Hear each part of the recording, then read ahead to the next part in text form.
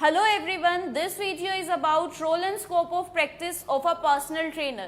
Basically इस video में ये बताया जाएगा कि अकॉर्डिंग टू एस और ACSM एक ट्रेनर क्या प्रैक्टिस कर सकते हैं, क्या उनके रोल एंड स्कोप के अंदर फॉल करता है और क्या उसके बाहर रहता है। इसमें आपको डूज एंड डोंट्स पता चलेंगे एज अ ट्रेनर, आप जो कर सकते हैं और जो आप नहीं परफॉर्म कर सकते। बेसिकली इसमें मैं आपको एक टेबल एक्सप्लेन करूंगी जो अभी आपको शो भी होगी स्क्रीन पे। उस टेबल में एक साइड सारे डोंट्स हैं और दूसरी साइड सारे डूज हैं। So first don't is diagnose. As a trainer you can't diagnose a condition. आप किसी की मेडिकल कंडीशन को डायग्नोज नहीं कर सकते हैं। What you can do is आप रिसीव कर सकते हैं एक्सरसाइज, हेल्थ और nutrition guidelines from a physician, physical therapist and registered dietitian. मतलब आप जो पर्टिकुलर इंडिविजुअल है उसके डॉक्टर से उसकी पर्टिकुलर एक्सरसाइज गाइडलाइंस को ले सकते हैं और वो उनके साथ परफॉर्म कर सकते हैं। सेकंड इसमें आता है you can follow national census guidelines for exercise programming for medical disorders. इसका मतलब ये है कि आप जिस कंट्री में रहते हैं वहाँ पे जो नेशनल रूल्स हैं आप उनको फॉलो कर सकते हैं। किसी भी इंडिविजुअल का अगर वो किसी मेडिकल डिसऑर्डर से सफ़र कर रहा है तो उसके एक्सरसाइज प्लानिंग के अंदर you can screen for exercise limitations. आप ये देख सकते हैं कि कोई पर्टिकुलर एक्सरसाइज किस लिमिट तक आपको करानी है। फॉर एग्जाम्पल अगर कोई आपका हाइपरटेंसिव पेशेंट है तो आपको उसको आइसोमेट्रिक एक्सरसाइजेस नहीं करानी होती, तो इसको हमने बोला you can screen for the exercise limitation कि इतना कराना है और क्या अवॉइड करना है।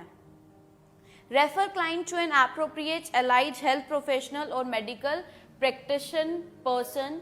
बेसिकली इसमें आपको ये बताया जा रहा है कि अगर आपका क्लाइंट किसी मेडिकल प्रॉब्लम से सफ़र कर रहा है तो आप उसको एक प्रॉपर पैरामेडिकल स्टाफ या एलाइड हेल्थ केयर डिपार्टमेंट के पास रेफर कर दीजिए।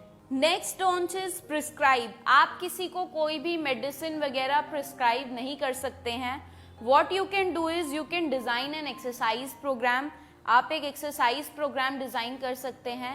इन केस कुछ आपको वहाँ पे प्रिस्क्राइब करना पड़ रहा है तो उस कंडीशन में you can refer the client to an appropriate allied health professional for an exercise prescription. आप उसको खुद कुछ भी प्रिस्क्राइब नहीं करेंगे।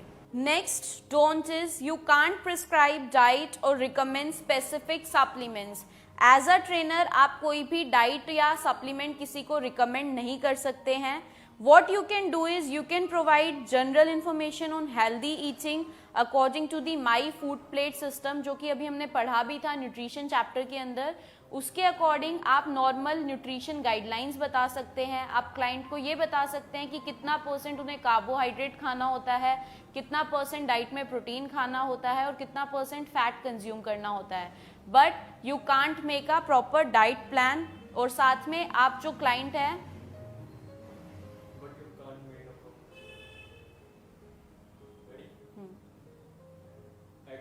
But you can't make a proper diet plan and आप सप्लीमेंट्स किसी को सजेस्ट नहीं कर सकते हैं। इन केस आपका क्लाइंट डाइट प्लान चाहता है तो उस कंडीशन में you should refer the client to a registered dietitian for the diet plan. Next is you can't treat any injury और डिजीज इन अ क्लाइंट। आप ट्रीटमेंट नहीं कर सकते हैं किसी भी इंजरी का या किसी भी डिजीज का। अगर आपके क्लाइंट को एस्थमा है तो यू कांट ट्रीट इट। अगर आपके क्लाइंट को कोई इंजरी हुई थी, कोई बैक में प्रॉब्लम हुई थी, कोई नी इंजरी है तो आप उसको ट्रीट नहीं कर सकते हैं। What you can do is you can refer the client to an appropriate health professional. आप उसको एक प्रॉपर एलाइड हेल्थ प्रोफेशनल के पास रेफर कर सकते हैं या फिर आप एक्सरसाइज से उस पर्सन की ओवरऑल हेल्थ को इम्प्रूव कर सकते हैं, बट ट्रीटमेंट आप नहीं कर सकते हैं। इसके अलावा आप अपने क्लाइंट को उनके थेरेपिस्ट की या फिजियोथेरेपिस्ट की एडवाइस फॉलो करने में हेल्प कर सकते हैं। फॉर एग्जाम्पल उनके फिजियोथेरेपिस्ट ने उनको बोला है कि उनको पर्टिकुलर ये एक्सरसाइज करनी है तो आप उनको वही एक्सरसाइजेस कराएंगे। जो मूवमेंट्स अवॉइड हैं वो आप अवॉइड कराएंगे।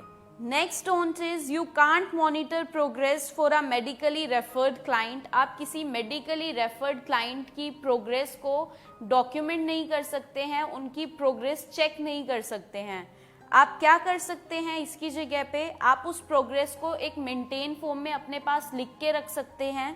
उसके अलावा जो उनकी प्रोग्रेस आपको पता चल रही है वो आप उनके जो हेल्थ प्रैक्टिशनर हैं या जो उनके हेल्थ प्रोवाइडर हैं, डॉक्टर हैं, फिजिशियन है, थेरापिस्ट है, उनको वो प्रोवाइड कीजिए। वो मॉनिटर करेंगे कि वो कितना प्रोग्रेस कर पा रहे हैं या नहीं कर पा रहे हैं। Next don't is रिहैबिलिएट।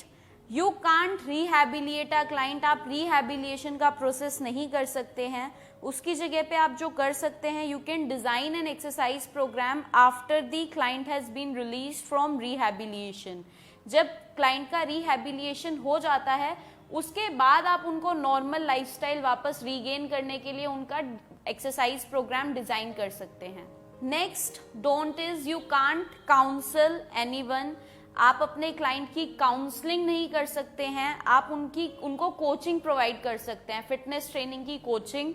उसके अलावा जनरल इंफॉर्मेशन आप उनको दे सकते हैं, या फिर अगर क्लाइंट को काउंसलिंग की जरूरत है उस ड्यूरेशन में you can refer the client to a counsellor और a medical therapist. At last, the summary of this table is that you can't work with a patient but you can work with a client. आपका काम एक patient के साथ काम करना नहीं है, आपका जो वर्क है वो एक क्लाइंट के साथ है। As a ACE certified personal trainer आप क्या कर सकते हैं? You can develop and implement an exercise program that are safe, effective and appropriate for individual who are apparently healthy or have medical clearance to exercise. इसका मतलब ये है कि आप एक्सरसाइज प्रोग्राम डेवलप कर सकते हैं एंड इम्प्लीमेंट कर सकते हैं, बट एक सेफ एक्सरसाइज प्रोग्राम आपको बनाना है और वो भी उन क्लाइंट्स के लिए बनाना है जो हेल्दी हैं या फिर डॉक्टर ने उनको एक्सरसाइज की क्लियरेंस प्रोवाइड कर रखी है। नेक्स्ट पॉइंट आता है you can conduct health history interviews and stratifying risk for cardiovascular disease with clients in order to determine the need of referral and identify contraindications for exercise. इसके बाद बात करते हैं सेकंड पॉइंट की, that is कि जो आपका client है उसका आपको रिस्क स्ट्रेटिफिकेशन करना होता है और हेल्थ हिस्ट्री इंटरव्यू लेना होता है, पारक्यू फॉर्म आपको फिलअप कराना होता है सो दैट आपको ये पता चल सके कि आपका क्लाइंट वर्कआउट करने के लिए सेफ है या नहीं।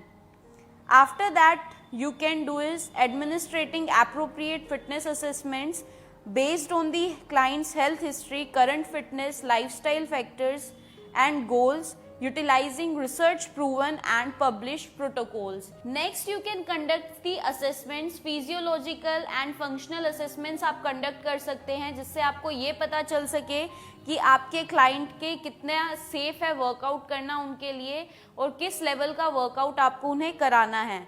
आफ्टर दैट आपको क्लाइंट की हेल्प करनी है एक स्मार्ट गोल सेटिंग के अंदर, एक रियलिस्टिक गोल सेटिंग में।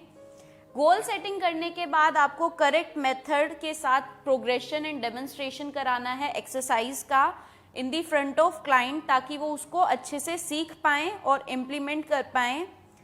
साथ साथ आपको ध्यान रखना है to begin and adhere to their exercise programs using guidance, support, motivation, lapse prevention strategies and effective feedback, कि आपका क्लाइंट जो है वो वर्कआउट करता रहे। कैसे करेगा? आपको इन मेथड्स का यूज करना पड़ेगा during that programme.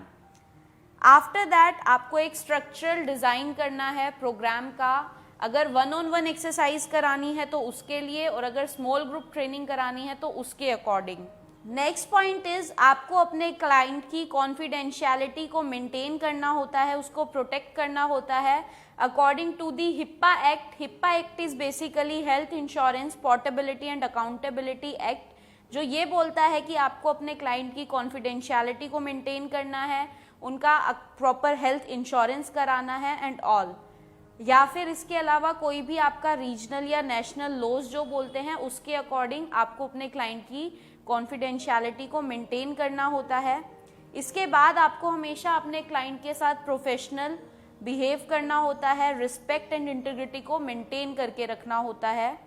Last is as a fitness trainer, जो आपको हमेशा रेडी रहना चाहिए किसी भी इमरजेंसी सिचुएशन के अंदर रिस्पोंड करने के लिए appropriately. So this is all about the role and scope of practice of a personal trainer. इस चैप्टर में आपको ये पता चला कि as a fitness trainer what are your don'ts and what are your dos, आप क्या कर सकते हैं और क्या नहीं कर सकते हैं।